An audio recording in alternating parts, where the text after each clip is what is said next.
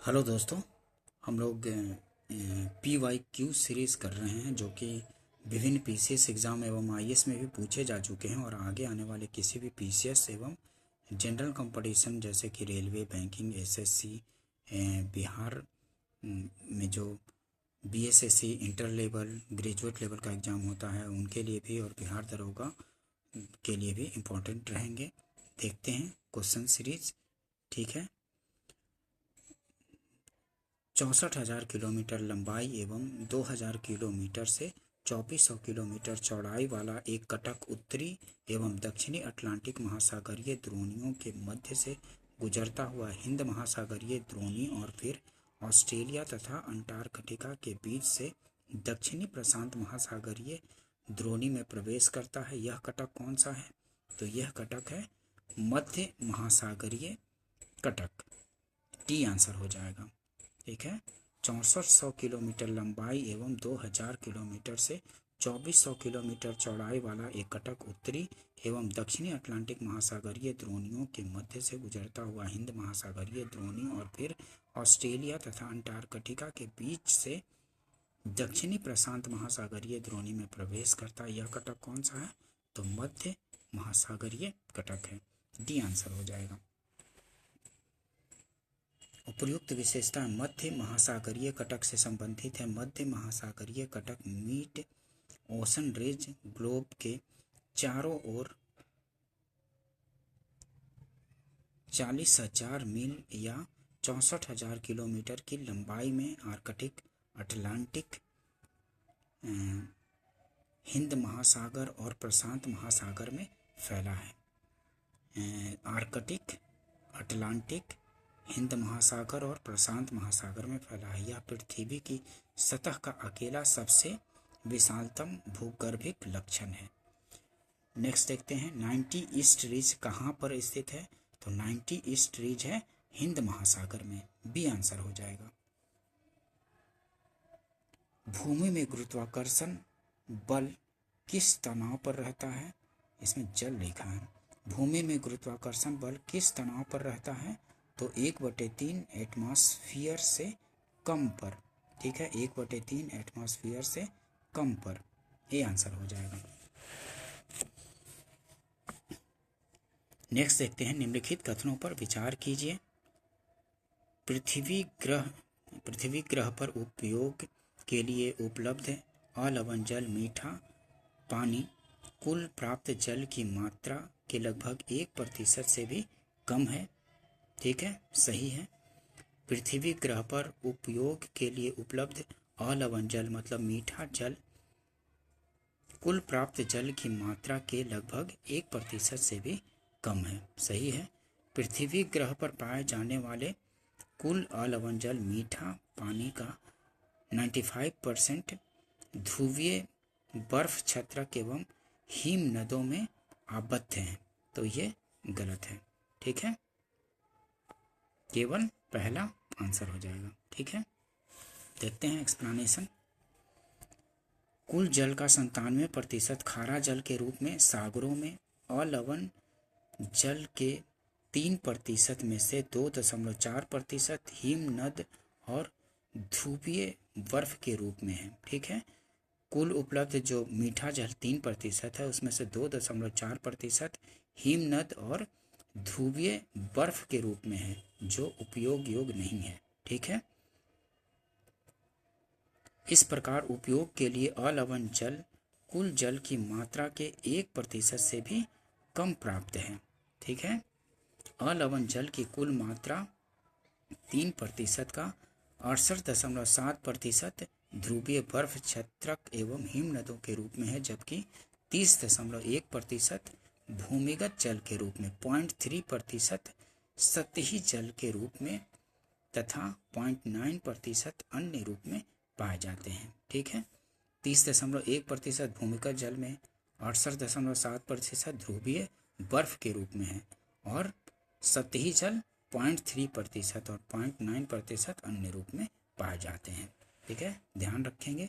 मतलब कि यहाँ देखिए, पृथ्वी ग्रह पर उपयोग के लिए उपलब्ध अलवण जल कुल प्राप्त जल की मात्रा के 1% से भी कम है, क्योंकि 2.4% हिमनद में ही है। ठीक है, तो 0.6% के आसपास ही उपयोग के लिए बचा हुआ है, तो 1% से कम ही है। नेक्स्ट देखते हैं, हमारे उपग्रह में मृदु जल की सर्वाधिक मात्रा कहाँ है? तो मृदु जल मतलब मीठा जल का सबसे अधिक मात्रा कहाँ है? तो महाद्वीपीय एवं पर्वतीय हिम नदियों अस्थायी हिम में है। महाद्वीपीय एवं पर्वतीय हिम नदियों अस्थायी हिम में है। सी आंसर हो जाएगा। पृथ्वी ग्रह पर अधिकांश अलवण जल बर्फ छत्रक और हिम नद के रूप में रहता है। शेष अलवण जल का सबसे अधिक भाग कहाँ है? तो भूमिगत जल के रूप में है। सी आंसर हो जाएगा। सबसे ज़्यादा कहाँ? बर्फ छत्रक और हिम नद में, और शेष अलवण जल जो है भूमिगत जल के रूप में है। सी आंसर हो जाएगा। नेक्स्ट देखते हैं, महासागरीय नीतल का सबसे विस्तृत भाग कौन सा है? तो महासागरीय नीतल का सबसे विस्तृत भाग गहरे सागरीय मैदान है। डी आंसर होगा, गहरे सागरीय मैदान। एक्सप्लेनेशन देखते हैं, महासागरीय नीतल का सबसे विस्तृत भाग गहरे सागरीय मैदान डीप सी प्लेन्स है। इन वितलीय मैदानों की गहराई लगभग 3000 से 6000 मीटर तक पाई जाती है। ये मैदान सैकड़ों किलोमीटर चौड़े तथा हजारों किलोमीटर लंबे होते हैं। उत्तरी अटलांटिक महासागर में इसका विस्तार कहा है सैकड़ा, हजार, 10,000, लाख, 10 लाख, 90 लाख वर्ग किलोमीटर क्षेत्र तक है। गहरे सागरीय मैदान कुल सागरीय क्षेत्र के 76% से अधिक भाग में फैले हैं। विश्व के प्रमुख समुद्र, ठीक है, प्रमुख समुद्र से क्वेश्चन देखते हैं। टर्की के उत्तर में क्या है? तो टर्की के उत्तर में काला सागर है। ध्यान रखेंगे, टर्की के बारे में पूछा जाता है हमेशा क्वेश्चन कि टर्की किनके बीच है। ठीक है, काला सागर और भूमध्य सागर के बीच में। टर्की के उत्तर में कौन है? तो काला सागर है। नेक्स्ट देखते हैं, टर्की किनके मध्य स्थित है? तो काला सागर और भूमध्य सागर के बीच में है। बी आंसर हो जाएगा। टर्की काला सागर और भूमध्य सागर के बीच में स्थित है। बी आंसर हो जाएगा। नेक्स्ट देखते हैं, आंतरिक सागर कौन है? तो कैस्पियन सागर जो है आंतरिक सागर है। सी आंसर होगा। उपयुक्त प्रश्न में दिए गए सागरों में कैस्पियन सागर एक आंतरिक सागर है। यह विश्व की सबसे बड़ी झील है जिसका क्षेत्रफल 3,71,000 वर्ग किलोमीटर है। विश्व की सबसे बड़ी झील कौन सी है? कैस्पियन सागर ही है। कैस्पियन झील या कैस्पियन सागर 3,71,000 वर्ग किलोमीटर है। इसकी सीमाएं निम्न देशों से लगी हुई हैं। उत्तर पश्चिम में रूस, पश्चिम में अजरबैजान, दक्षिण में ईरान, दक्षिण पूर्व एवं पूर्व में तुर्कमेनिस्तान, कजाकिस्तान। एजोब सागर कैस्पियन सागर से मेनिच नहर एवं वोल्गा डॉन नहर से जुड़ा हुआ है। ठीक है, एजोब सागर कैस्पियन सागर से मेनिच नहर एवं वोल्गा डॉन नहर से जुड़ा हुआ है एजोब सागर। ठीक है, जिस सागर से सरगैसो संबंधित है वह कौन सा है? तो उत्तरी अटलांटिक महासागर है। इसी में सारगैसो है। ठीक है, सारगैसो सागर इसी में है, उत्तरी अटलांटिक महासागर में। क्वेश्चन बार बार पूछे जाते हैं, ध्यान रखेंगे। जिस महासागर से सारगैसो संबंधित है वह है उत्तरी अटलांटिक महासागर।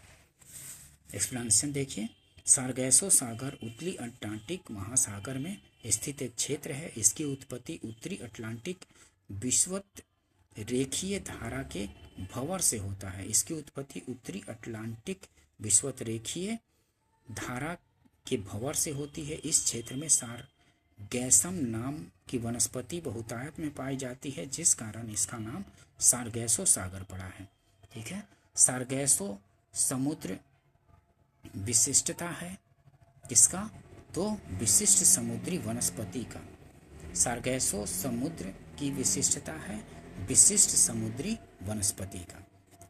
डी आंसर हो जाएगा। ध्यान रखेंगे सार्गैसो सागर के बारे में। कहाँ है? उत्तरी अटलांटिक महासागर में।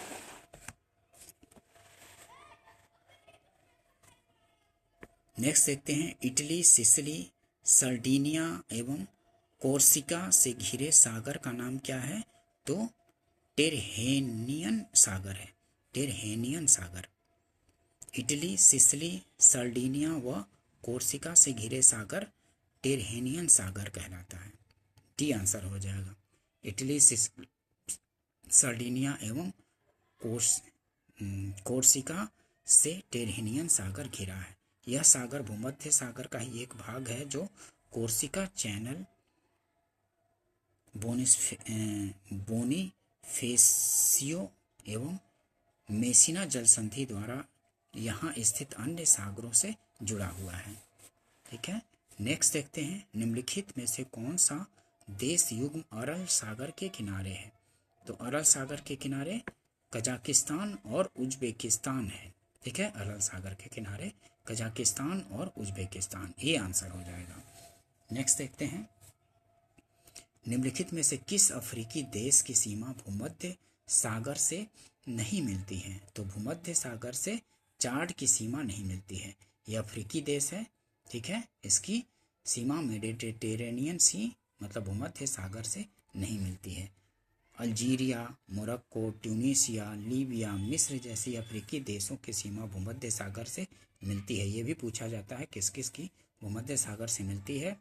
अल्जीरिया, मोरक्को, ट्यूनीशिया, लीबिया, मिस्र जैसे अफ्रीकी देशों की सीमा भूमध्य सागर से मिलती है। चाड की सीमा भूमध्य सागर से नहीं मिलती। चाड स्थल रुद्ध देश है, मतलब लैंड लॉक्ड कंट्री है चाड, अफ्रीकी कंट्री है।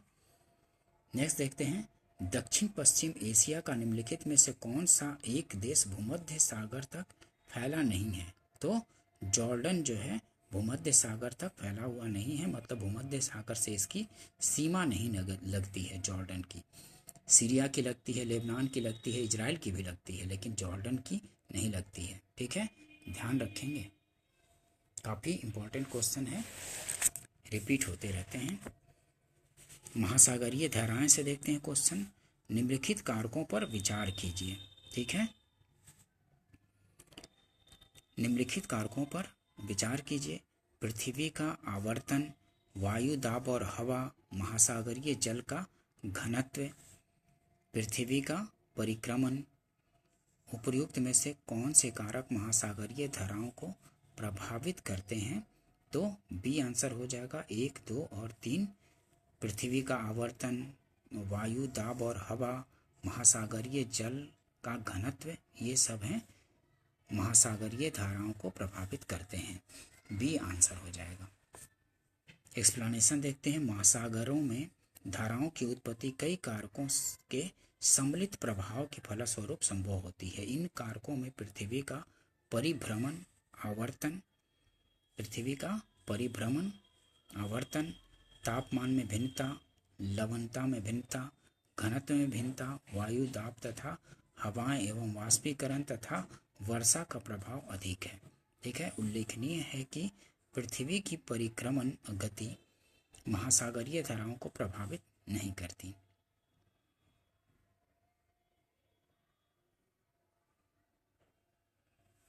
नेक्स्ट देखते हैं, निम्नलिखित कथनों पर विचार कीजिए। तो महासागरीय धाराएं महासागर में जल का मंद भूपृष्ठ संचलन होती है। महासागरीय धाराएं महासागर में जल का मंद भूपृष्ठ संचलन होती है। महासागरीय धाराएं पृथ्वी का ताप संतुलन बनाए रखने में सहायक होती हैं। महासागरीय धाराएं मुख्यतः सनातन पवनों द्वारा चलायमान होती हैं और महासागरीय धाराएं महासागर संरूपण द्वारा प्रभावित होती हैं। तो ये सभी सही हैं। ठीक है, ध्यान रखेंगे।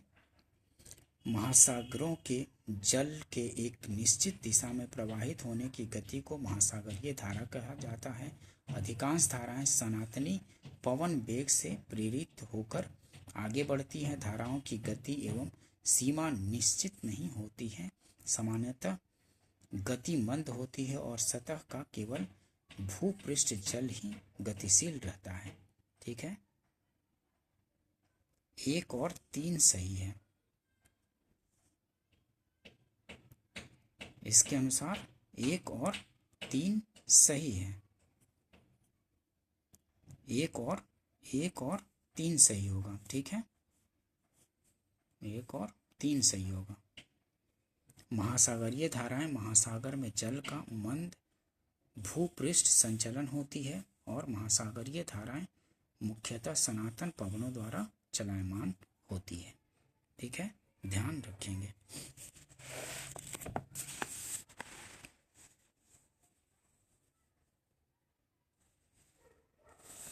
नहीं, चारों सही है। ठीक है, डी आंसर होगा। चारों ही सही है, चारों सही है।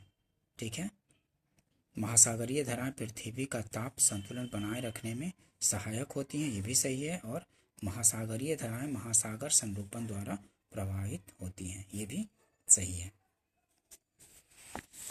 नेक्स्ट देखते हैं, डी आंसर होगा। हिंद महासागर में सागर धाराओं की नियमित दिशा में परिवर्तन के लिए निम्नलिखित कारकों में से कौन सा एक उत्तरदायी है? तो हिंद महासागर में मानसूनी प्रवाह पाया जाता है। हिंद महासागर में सागर धाराओं की नियमित दिशा में परिवर्तन के लिए निम्नलिखित कारकों में से कौन सा एक उत्तरदायी है? तो हिंद महासागर में मानसूनी प्रवाह पाया जाता है, बी आंसर होगा। अबुहलास धारा चलती है, कहाँ चलती है? तो हिंद महासागर में चलती है। इसको ध्यान रखेंगे, काफ़ी पूछे जाते हैं। अबुहलास धारा चलती है कहाँ? तो हिंद महासागर में चलती है। ठीक है, ये गर्म जल धारा है हिंद महासागर की। नेक्स्ट देखते हैं, उत्तरी अटलांटिक प्रवाह द्वारा सर्वाधिक लाभान्वित होने वाला देश कौन सा है? तो नॉर्वे है। उत्तरी अटलांटिक प्रवाह द्वारा सर्वाधिक लाभान्वित होने वाला देश कौन है? तो नॉर्वे है, सी आंसर हो जाएगा। नेक्स्ट देखते हैं, निम्नलिखित में से कौन सी दक्षिण अटलांटिक महासागर की शीतल धारा है? ठीक है, तो बेंगुएला जो है, बेंगुला, ये शीतल धारा है दक्षिणी अटलांटिक महासागर की। ये पूछे जाते हैं कि बेंगुला कहाँ चलती है, कहाँ प्रवाहित होती है? तो दक्षिणी अटलांटिक महासागर में। और किस तरह की धारा है? तो शीतल धारा है। ध्यान रखेंगे, समुद्री धाराओं से, महासागरीय धाराओं से काफ़ी क्वेश्चन पूछे जाते हैं, किसी भी एग्जाम्स में, पीसीएस में भी और जनरल में भी। निम्नलिखित समुद्री धाराओं में से कौन हिंद महासागर की धारा नहीं है? तो अबुहलास भी है हिंद महासागर की, मोजाम्बिक भी है और दक्षिण हिंद महासागरीय धारा भी है, लेकिन बेंगुला नहीं है। बेंगुला धारा जो है दक्षिणी अटलांटिक महासागर की है और ये तीनों हिंद महासागर की हैं। तो यहाँ पूछ रहा है हिंद महासागर की धारा नहीं है, तो हिंद महासागर की धारा बेंगुला धारा नहीं है। ठीक है, ये ठंडी धारा है और ये तीनों गर्म जल धारा है। अबुहलास भी मोजाम्बिक और दक्षिणी हिंद महासागरीय धारा। अबुहलास धारा दक्षिणी हिंद महासागर की पश्चिमी सीमा पर बहती है। वह एक गर्म धारा है। मोजाम्बिक धारा भी एक गर्म सतही धारा है जो पश्चिमी हिंद महासागर में मोजाम्बिक चैनल से होकर बहती है। हिंद महासागर के दक्षिण में 40 से 45 डिग्री दक्षिणी अक्षांशों पर दक्षिणी हिंद महासागर धारा बहती है, जबकि बेंगुला धारा एक ठंडी धारा है जो दक्षिणी अटलांटिक महासागर के पूर्वी तट पर बहती है। ठीक है, कौन सी धारा दक्षिणी अटलांटिक महासागर में धाराओं के एक पूर्ण वृत्त के निर्माण में योगदान नहीं देती है? तो कैनारी धारा जो है, कौन सी धारा दक्षिणी अटलांटिक महासागर में धाराओं की एक पूर्ण वृत्त के निर्माण में योगदान नहीं देती है तो कनारी धारा बेंगुएला ऐसे इधर ऐसे बेंगुएला ऐसे बहती है, ब्राज़ील धारा ऐसे बहती है। पश्चिमी पवन प्रवाह भी गोलाकार बहने में वो सहायक होती है, लेकिन ये कनारी नहीं। सी आंसर हो जाएगा। ठीक है, नेक्स्ट देखते हैं। जो महासागरीय धारा शेष तीन से भिन्न है वह कौन सी है? तो पेरुवियन धारा। पेरुवियन ये दक्षिण पूर्वी प्रशांत महासागर में चलती है, दक्षिण अमेरिका के पश्चिमी तट पे बहती है। और ये बेंगुएला जो है ये दक्षिण अटलांटिक महासागर में, ब्राज़ील भी दक्षिण अटलांटिक महासागर में, दक्षिणी भूमध्य रेखीय धारा भी ये भी अटलांटिक महासागर में ही बहती है, लेकिन ये पेरुवियन धारा दक्षिण पूर्वी प्रशांत महासागर में बहती है। उपयुक्त पेरुवियन धारा को छोड़कर सभी शेष तीन धाराओं का संबंध दक्षिण अटलांटिक महासागर से है, जो एक वृत्त का निर्माण करती है। ठीक है, जबकि पेरुवियन धारा का संबंध दक्षिण पूर्वी प्रशांत महासागर से है। पेरुवियन धारा को हम्बोल्ट धारा भी कहते हैं। यह दक्षिण अमेरिकी महाद्वीप के पश्चिमी तट के सहारे प्रवाहित होने वाली ठंडी धारा है।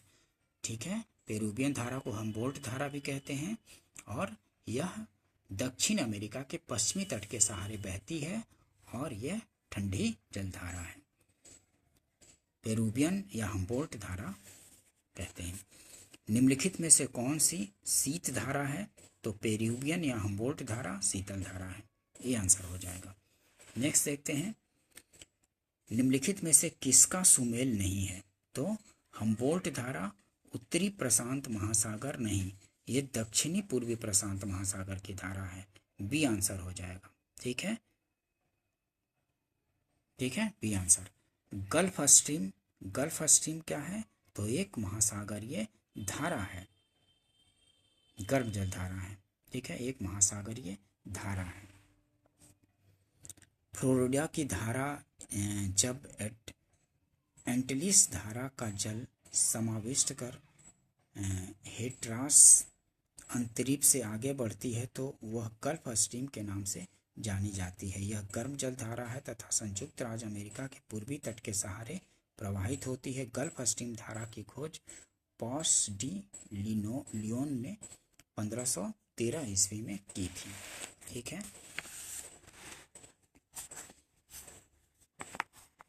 दिए गए मानचित्र में महासागरीय धाराओं का निम्नलिखित में से कौन सा एक युग्म दिखाया गया है? तो ये देखिए, ये अफ्रीका का मानचित्र है। तो यहाँ से ऐसे बेंगुएला धारा बहती है, ये बेंगुएला धारा, और ये ऐसे ऐसे बहती है। कौन सी? तो गिनी की धारा बहती है ऐसे दक्षिण की ओर, ये गिनी की धारा, और ये इधर से ऐसे बेंगुएला धारा जो ठंडी धारा जाती है वो है। तो डी आंसर हो जाएगा।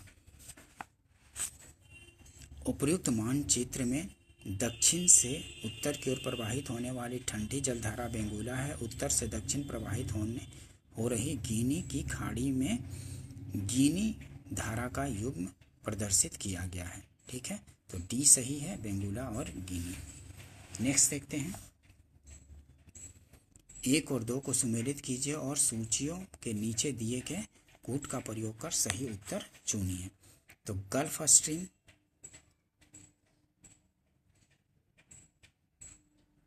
गल्फ स्ट्रीम क्या है? तो गर्म जलधारा है, ये आंसर है। तो गल्फ स्ट्रीम गर्म जलधारा है, ए का। चौथा, और पश्चिमी वायु प्रवाह तो बी का दूसरा। पश्चिमी वायु के क्षेत्र के ऊपर पूरब की ओर चलने वाली धीमी धारा है।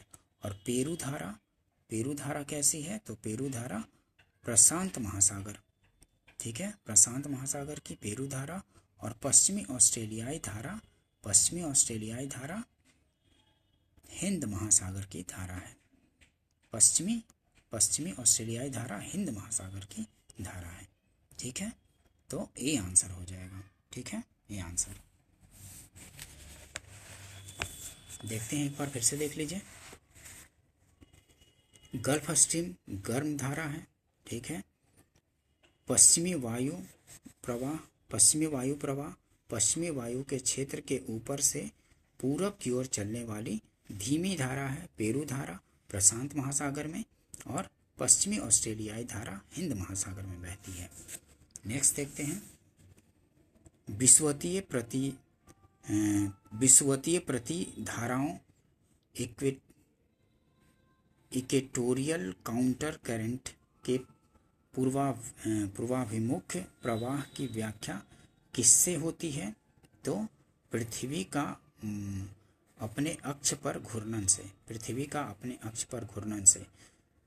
विषुवतीय प्रतिधाराओं इक्वेटोरियल काउंटर करंट के पूर्वाभिमुख प्रवाह की व्याख्या किससे होती है? तो पृथ्वी का अपने अक्ष पर घूर्णन से। ये आंसर हो जाएगा। ठीक है, पृथ्वी पश्चिम से पूर्व की दिशा में अपने अक्ष पर घूर्णन करती है। इस गति के कारण जल स्थल का साथ नहीं दे पाता और पीछे छूट जाता है। परिणाम स्वरूप जल में पूर्व से पश्चिम दिशा में गति उत्पन्न हो जाती है। इस तरह विषुवतरेखीय धाराओं की उत्पत्ति होती है, लेकिन कभी कभी कुछ जल पृथ्वी की परिभ्रमण दिशा की ओर भी अग्रसर हो जाती है, जिस कारण प्रति विषुवतीय धारा इक्वेटोरियल काउंटर करंट की उत्पत्ति होती है। लवणता से संबंधित क्वेश्चन देखते हैं। लवणता से निम्न में से कौन सा जल लवणता प्रवणता को दर्शाता है? तो हेलोक्लाइन जो है बी आंसर हो जाएगा। हेलोक्लाइन जल लवणता प्रवणता को दर्शाता है, बी आंसर हो जाएगा। महासागर का वह क्षेत्र जहां गहराई के साथ साथ लवणता तीव्र गति से बढ़ती हो हेलोक्लाइन कहलाता है। नेक्स्ट देखते हैं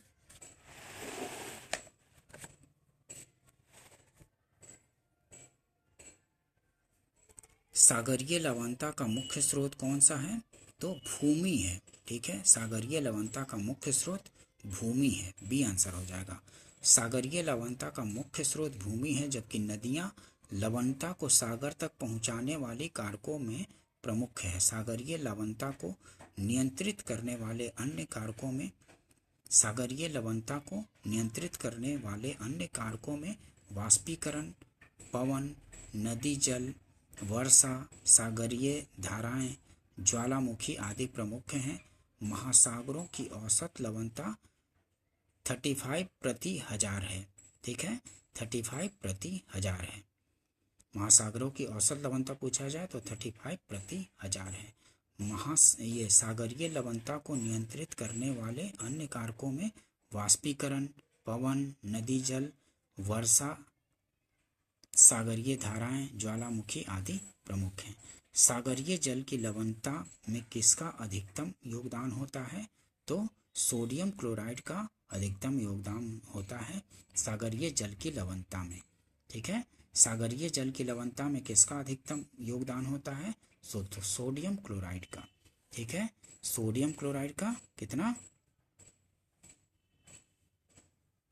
27.213 प्रति हजार होता है, मतलब 77% इसी का योगदान होता है सोडियम क्लोराइड का। उसके बाद मैग्नीशियम का 10.9%, सोडियम उसके बाद मैग्नीशियम। उच्चतम लवणता पाई जाती है। उच्चतम लवणता कहाँ पाई जाती है? तो टर्की में वान झील में उच्चतम लवणता पाई जाती है, डी आंसर होगा।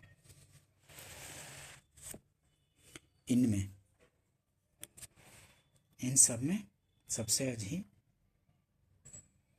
उच्चतम लवणता इन सब में मृत सागर, लाल सागर, महान साल्ट झील संयुक्त राज्य अमेरिका में, झील वान टर्की में, तो इन सब में झील वान में पाई जाती है, वान झील में। एक्सप्लेनेशन देखते हैं। प्रश्नगत विश्व के सागरों एवं झीलों में उच्चतम लवणता टर्की की वान झील में 330 प्रति हजार पाई जाती है। मृत सागर की 238 प्रति हजार, लाल सागर में लवणता 36 से 41 प्रति हजार और ग्रेट साल्ट लेक में 220 प्रति हजार, मतलब वान झील का 330 और मृत सागर का 238। लवणता की सर्वाधिक मात्रा जिसमें पाई जाती है वह है, तो मृत सागर में सबसे अधिक लवणता है इनमें, ठीक है, इन सब सागरों में मृत सागर की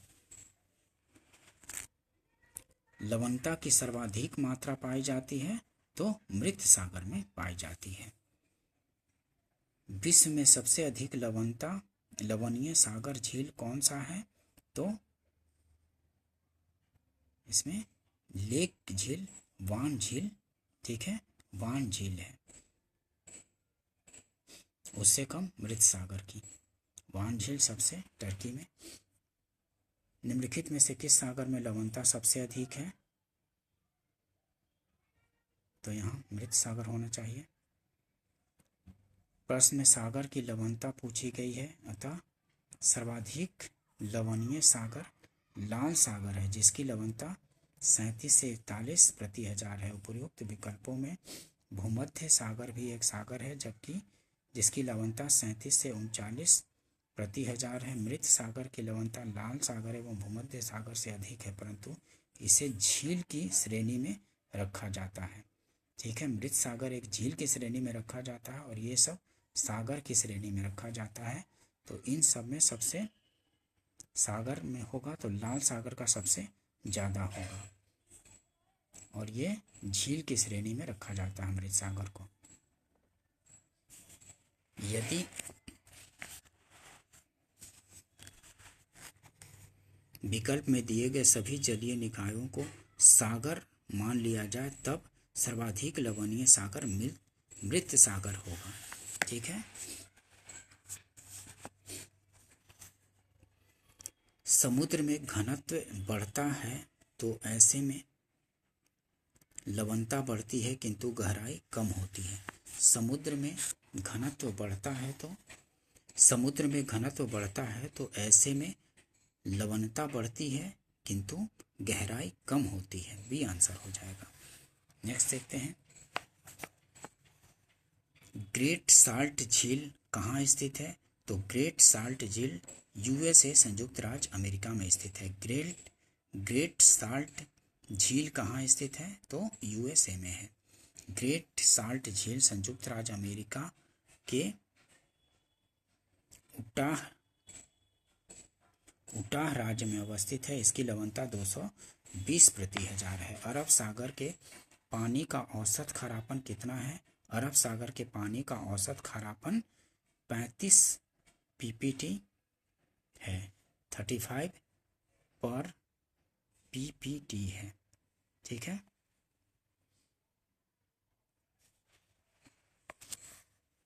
हिंद महासागर में 0 से 10 अक्षांशों के मध्य 35.14 प्रति हजार लवणता पाई जाती है, परंतु बंगाल की खाड़ी में यह 30 प्रति हजार हो जाती है। यही अरब सागर में 36 प्रति हजार लवणता पाई जाती है, क्योंकि यहाँ पर अपेक्षाकृत शुष्क मौसम के कारण वाष्पीकरण अधिक होता है तथा नदियों द्वारा लाए गए जल की मात्रा भी कम होती है, अतः बी सही है। अरब सागर के पानी की औसत खारापन 35 ppt है, ठीक है।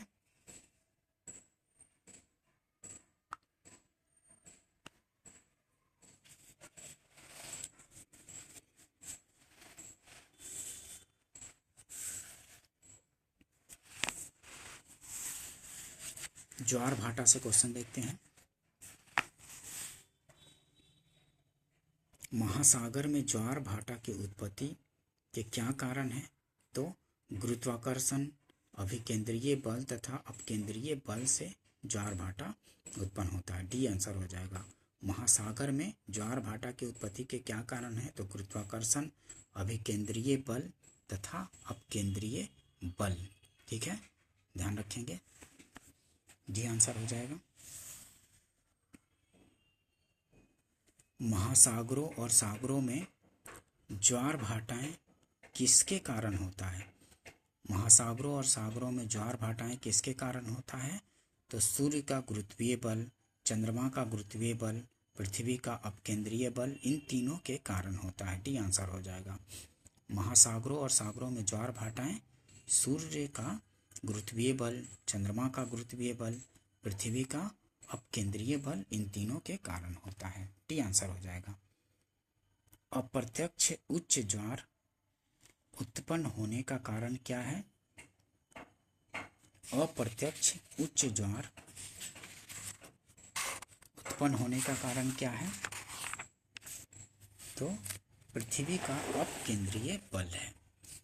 पृथ्वी का अपकेंद्रीय बल है। सी आंसर हो जाएगा। नेक्स्ट देखते हैं। लघु ज्वार भाटाओं के समय उच्च ज्वार सामान्य से निम्नतर तथा निम्न ज्वार सामान्य से उच्चतर होता है। ठीक है, ये सही है। लघु ज्वार भाटाओं के समय उच्च ज्वार सामान्य से, लघु ज्वार भाटाओं के समय उच्च ज्वार सामान्य से निम्नतर तथा निम्न ज्वार सामान्य से उच्चतर होता है। ये सही है। लघु ज्वार भाटा बृहद ज्वार भाटा के विपरीत पूर्ण चंद्र के स्थान पर 9 चंद्र के समय होता है। लघु ज्वार भाटा बृहद ज्वार भाटा के विपरीत पूर्ण चंद्र के स्थान पर 9 चंद्र के समय होता है। तो ये गलत है। तो सी आंसर हो जाएगा। ये सही और आर गलत। देखते हैं एक्सप्लेनेशन। लघु ज्वार भाटाओं के समय उच्च ज्वार सामान्य से 20% निम्नतर तथा निम्न ज्वार भाटा सामान्य से उच्चतर होता है। लघु ज्वार भाटा बृहद ज्वार भाटा के विपरीत पूर्ण चंद्र या 9 चंद्र को नहीं बल्कि सप्तमी तथा अष्टमी को आता है। ठीक है, लघु ज्वार भाटा बृहद ज्वार भाटा के विपरीत पूर्ण चंद्र या 9 चंद्र को नहीं बल्कि सप्तमी तथा अष्टमी को आता है। तो ये सही और आर और गलत हो जाएगा। ठीक है, रेखा चित्र में दिखाई गए निम्नलिखित स्थितियों में से किस एक में समुद्र ज्वार की ऊंचाई, ये एक में समुद्र ज्वार की ऊंचाई अधिकतम होगी? तो M4 की स्थिति में समुद्र ज्वार की ऊंचाई अधिकतम होगी। M4 की स्थिति में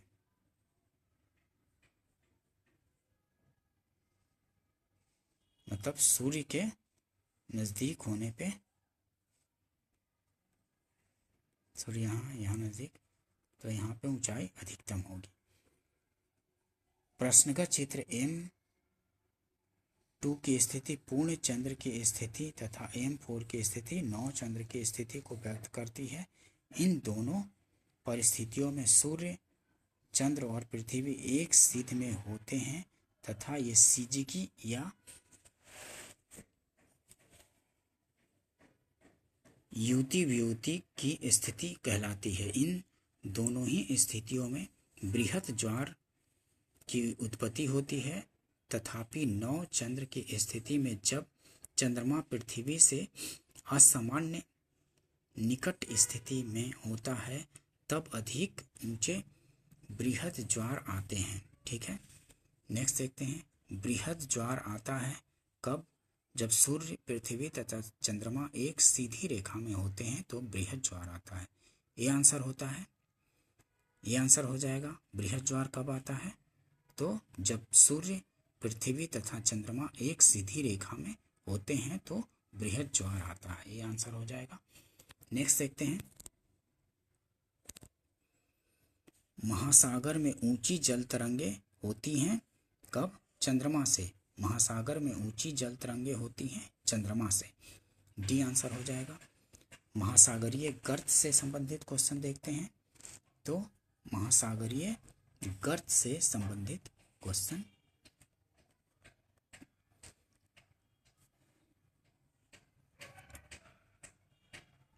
महासागरीय गर्त और स्थान। एल्यूसियन गर्त कहाँ है? तो एल्यूसियन गर्त है उत्तरी प्रशांत महासागर में। कर्मेडेक कहाँ है? तो कर्मेडेक है दक्षिणी प्रशांत महासागर में। सुंडा कहाँ है? तो सुंडा है हिंद महासागर में। और एस सैंडविच कहाँ है? एस सैंडविच है तो ये दक्षिण अंध महासागर में है। ठीक है। ए का दूसरा, ए का दूसरा, बी का तीसरा, सी का पहला और डी का चौथा है। ठीक है। एक बार फिर से देखते हैं। एल्यूसियन कहाँ है? उत्तरी प्रशांत महासागर में। कर्मेडेक कहाँ है? दक्षिणी प्रशांत महासागर में। सुंडा कहाँ है? हिंद महासागर। सुंडा याद रखेंगे, हिंद महासागर में। एस सैंडविच कहाँ है? दक्षिण अंध महासागर में है। ठीक है। बी आंसर हो जाएगा। देखिए बी आंसर हो जाएगा। नेक्स्ट देखते हैं। विश्व का सबसे गहरा समुद्री गर्त कौन है? तो विश्व का सबसे गहरा समुद्री गर्त चैलेंजर गर्त है। चैलेंजर गर्त, इसी को मैरियाना ट्रेंच कहते हैं ना, मैरियाना या चैलेंजर गर्त। बी आंसर हो जाएगा। विश्व का सबसे गहरा समुद्री गर्त मैरियाना या चैलेंजर गर्त प्रशांत महासागर में मैरियाना द्वीप के पूर्वी भाग पर चाप आकार में फैला है। इसकी उत्पत्ति प्लेटों के क्षेपण से हुई है। इस गर्त की खोज 1948 में HMS चैलेंजर सेकंड नामक जलयान द्वारा की गई। इसकी अनुमानित गहराई 11,033 मीटर है। यह विश्व का सबसे गहरा गर्त है। ध्यान रखेंगे, चैलेंजर गर्त की गहराई कितनी है? 11,033 मीटर है। ये पूछा जाता है। ठीक है। प्रशांत महासागर में है। विश्व का सबसे गहरा गर्त है। ध्यान रखेंगे। निम्नलिखित में से कौन सी सर्वाधिक गहरी सागरीय गर्त है? तो मैरियाना या चैलेंजर गर्त है। बी आंसर हो जाएगा। ठीक है, मैरियाना गर्त। नेक्स्ट देखते हैं। निम्नलिखित महासागरों में से किस एक में डायामेंटीना पारेखा स्थित है? डायामेंटीना पारेखा स्थित है। डायामेंटीना पारेखा स्थित है तो हिंद महासागर में स्थित है। हिंद महासागर में डायामेंटीना स्थित है। ठीक है। विश्व की नदियों से संबंधित क्वेश्चन देखते हैं। अपवाह क्षेत्र की दृष्टि से जो विश्व की सबसे लंबी नदी है वह कौन सी है? अमेजन नदी अपवाह क्षेत्र की दृष्टि से इसका सबसे बड़ा ये नदी है, सबसे लंबी नदी अपवाह क्षेत्र की। और ऐसे पूछा जाए विश्व की सबसे लंबी तो नील है जो कि अफ्रीका में बहती है, लेकिन ड्रेनेज एरिया के हिसाब से ये सबसे लंबी हो जाएगी अमेजन। ध्यान रखेंगे, काफ़ी इंपॉर्टेंट क्वेश्चन है। अपवाह क्षेत्र की दृष्टि से विश्व की सबसे बड़ी नदी अमेजन है। इसका अपवाह क्षेत्र अनुमानतः कितना? इकाई दहाई सैकड़ा हजार 10,000 लाख 10 लाख 69 लाख 15,000 वर्ग किलोमीटर। लंबाई 6400 किलोमीटर। लंबाई की दृष्टि से विश्व की सबसे बड़ी नील नदी है। ठीक है, जो पूर्वी अफ्रीका में लगभग 6650 किलोमीटर दूरी में प्रवाहित होती है। कांगो नदी मध्य अफ्रीका में लगभग 4700 किलोमीटर लंबाई में प्रवाहित होती है। ठीक है, ध्यान रखेंगे। निम्नलिखित नदियों में से कौन सी विषुवत रेखा को 2 बार पार करती है? तो जायरे नदी विषुवत रेखा को 2 बार पार करती है। ठीक है दोस्तों, अगर सेशन पसंद आया हो तो इसको लाइक कीजिए, सब्सक्राइब कीजिए और शेयर भी कीजिए। ठीक है, और भी ऐसे सेशन आते रहेंगे जिससे कि आपका तैयारी और ठीक ढंग से हो सके। ठीक है, आगे देखते हैं। निम्नलिखित नदियों में से कौन सी सबसे लंबी है? तो सबसे लंबी नदी अमेजन है। निम्नलिखित नदियों में से सबसे अमेजन है। ऐसे सबसे लंबी नदी कौन सी है? नील नदी है, लेकिन इसमें नील नदी नहीं दिया गया है, तो अमेजन हो जाएगा। नील नदी की लंबाई 6650 किलोमीटर, अमेजन की 6400 किलोमीटर। और अगर बहाव की दृष्टि से पूछा जाए या ड्रेनेज एरिया की दृष्टि से, तो अमेजन सबसे लंबी हो जाएगी। ठीक है, सबसे बड़ी। ठीक है, बहाव की दृष्टि से या ड्रेनेज एरिया के दृष्टि से अमेजन सबसे बड़ी, और ऐसे सबसे लंबाई की दृष्टि से तो नील नदी। अमेजन कहाँ बहती है? तो ब्राज़ील में, दक्षिण अमेरिकी देश की नदी है ये अमेजन नदी, जो कि ब्राज़ील में बहती है। ठीक है, अमेजन नदी। और ये नील नदी कहाँ? अफ्रीका में बहती है। दक्षिण अमेरिका की सबसे बड़ी नदी कौन सी है? तो अमेजन है, बी आंसर हो जाएगा। निम्नलिखित में से कौन सा देश नील नदी द्वारा प्रवाहित नहीं होता है? तो चार्ट जो है नील नदी द्वारा प्रवाहित नहीं होता है। यहाँ से नील नदी नहीं बहती है। इथोपिया से बहती है, युगांडा और सूडान से भी बहती है, लेकिन चार्ट से नहीं जाती है। नेक्स्ट देखते हैं। मिस्र नील नदी का उपहार है, सही है, यहाँ से नील नदी बहती है, इसलिए मिस्र नील नदी का उपहार है। वह सहारा मरुस्थल में एक नखलिस्तान है, वह सहारा मरुस्थल में एक नखलिस्तान है। ठीक है, दोनों सही है और व्याख्या भी सही करता है, तो ए आंसर हो जाएगा। नील नदी की उपजाऊ मिट्टी और पर्याप्त जल स्रोत से मिस्र की अधिकांश आबादी लाभान्वित होती है, तब मिस्र को नील नदी का उपहार कहा जाता है। नील नदी जिन क्षेत्रों से प्रवाहित होती है, वह क्षेत्र इस मरुस्थल में मरुद्यान नखलिस्तान के समान है। ठीक है, नेक्स्ट देखते हैं। नीचे दिए गए मानचित्र पर विचार कीजिए। तो म्यांमार है ये, और ये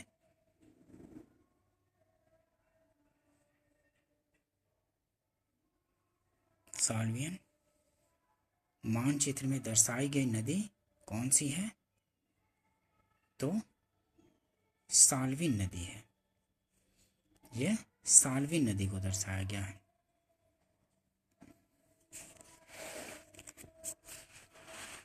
नेक्स्ट देखते हैं।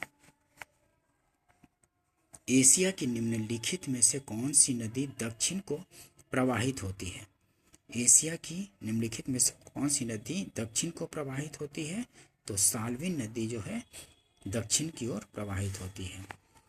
आमूर, लीना, ओब नदियाँ उद्गम क्षेत्र से उत्तर की ओर प्रवाहित होती है, जबकि साल्विन नदी अपने उद्गम क्षेत्र से दक्षिण की ओर प्रवाहित होती है। ठीक है, ध्यान रखेंगे। ये ड्रेनेज बेसिन है। पूछा गया है ABCD के रूप में चिन्हित अपवाह द्रोणियों को नीचे सूची में दिए गए नामों के साथ सुमेलित कीजिए और अपवाह द्रोणियों के नाम के नीचे दिए गए कूट का प्रयोग करते सही उत्तर चुनिए। तो गंगा, ब्रह्मपुत्र, सिंधु, पराना और जाम्बेजी। तो डी आंसर है। ए का तीसरा, ए का तीसरा मतलब ये पराना,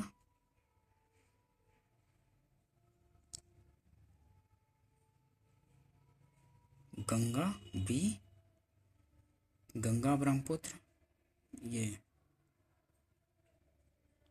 बी का पहला गंगा ब्रह्मपुत्र, चौथा जाम्बेजी, सी का जाम्बेजी, और डी का दूसरा तो ये सिंधु।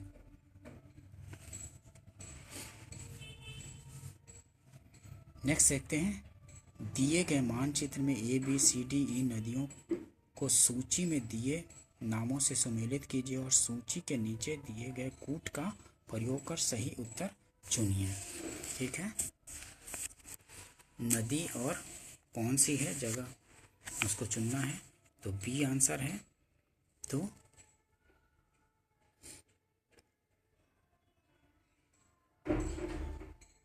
ए बी आंसर है। तो ये पांचवा मतलब यूकॉन हो जाएगा, यहाँ यूकॉन होगा।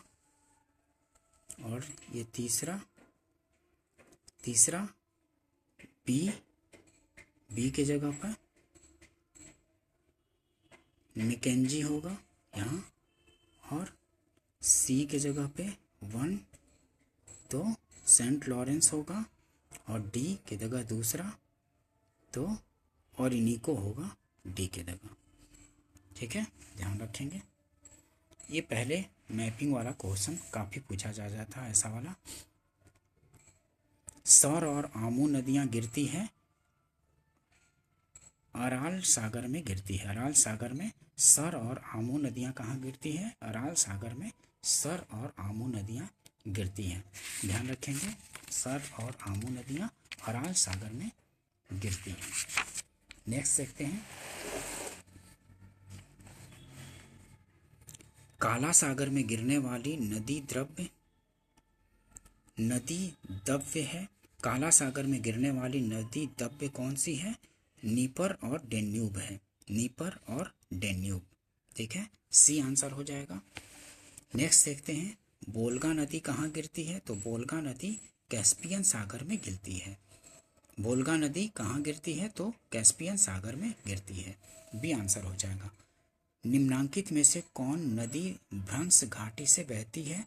तो भ्रंश घाटी से राइन नदी बहती है। डी आंसर हो जाएगा। भ्रंश घाटी से राइन नदी बहती है। निम्नलिखित में से कौन सी एशिया की सबसे संबंधित नहीं है? कौन सी एशिया से संबंधित नहीं है? तो नाइजर जो है एशिया से संबंधित नहीं है। नाइजर एशिया से संबंधित नहीं है क्योंकि ये अफ्रीका में है ना। ठीक है, अफ्रीका में है। नाइजर नदी पश्चिमी अफ्रीका में स्थित फूटा जलौन पठार से निकलकर गिनी की खाड़ी में मिल जाती है। ठीक है, अफ्रीका की कौन सी नदी मकर रेखा को 2 बार काटती है? तो लिम्पोपो नदी मकर रेखा को 2 बार काटती है। ध्यान रखेंगे, मकर रेखा को 2 बार लिम्पोपो, और विषुवत रेखा को 2 बार कौन सी? तो जायरे नदी, जायरे या कांगो। ठीक है, अफ्रीका की लिम्पोपो नदी मकर रेखा को 2 बार काटती है। ध्यान रखेंगे, क्वेश्चन बार बार रिपीट होते हैं। वह देश जो अरीय प्रवाह अपवाह का उदाहरण प्रस्तुत करता है? तो श्रीलंका जो है अरीय प्रवाह का उदाहरण प्रस्तुत करता है। वह देश जो अरीय अपवाह का उदाहरण प्रस्तुत करता है वह है श्रीलंका। ध्यान रखेंगे, महावेली गंगा एक नदी है, कहाँ की? तो श्रीलंका की नदी है। महावेली गंगा श्रीलंका की नदी है। ठीक है, नेक्स्ट देखते हैं, निम्नलिखित में से कौन सा युग्म सुमेलित नहीं है? तो रोन स्पेन में नहीं बहती है, नीपर यूक्रेन में, पो इटली में, राइन जर्मनी में। रोन नदी स्विट्जरलैंड के जेनेवा से होकर बहती है, स्पेन में नहीं। ठीक है, एशिया की विशाल नदी मेकांग निम्नलिखित में से किसमें नहीं बहती है? मेकांग किसमें नहीं बहती है? तो मलेशिया में नहीं बहती है। ठीक है, मेकांग नदी चीन, कंबोडिया और लाओस में बहती है, मलेशिया में नहीं बहती है। ध्यान रखेंगे, मेकांग नदी तिब्बत के पठार से उद्गमित होकर चीन के यूनान प्रांत, Myanmar, Laos, Thailand, Cambodia, Vietnam से प्रवाहित होती हुई दक्षिणी चीन सागर में गिरती है। मलेशिया में यह नहीं प्रवाहित होती है। ये काफ़ी इंपॉर्टेंट नदी है, मेकांग नदी, जो कि तिब्बत के पठार से उद्गमित होकर चीन के यूनान प्रांत, Myanmar, Laos, Thailand, Cambodia, Vietnam से प्रवाहित होती हुई दक्षिणी चीन सागर में गिरती है, मलेशिया में नहीं प्रवाहित होती है। नेक्स्ट देखते हैं, हिमानी झील इटास्का निम्नलिखित नदियों में से किस एक का स्रोत है? तो मिसिसिपी का स्रोत है। हिमानी झील इटास्का निम्नलिखित में नदियों में से किसका स्रोत है? तो मिसिसिपी का स्रोत है। दोस्तों, अगर सेशन पसंद आता हो तो इसको लाइक कीजिए, सब्सक्राइब कीजिए और अपने दोस्तों को शेयर भी कीजिए ताकि मेरा भी हौसला अब जाहिर हो सके और ऐसे इंपॉर्टेंट वीडियो और भी आपके लिए विभिन्न सब्जेक्ट का भी लाया जा सके।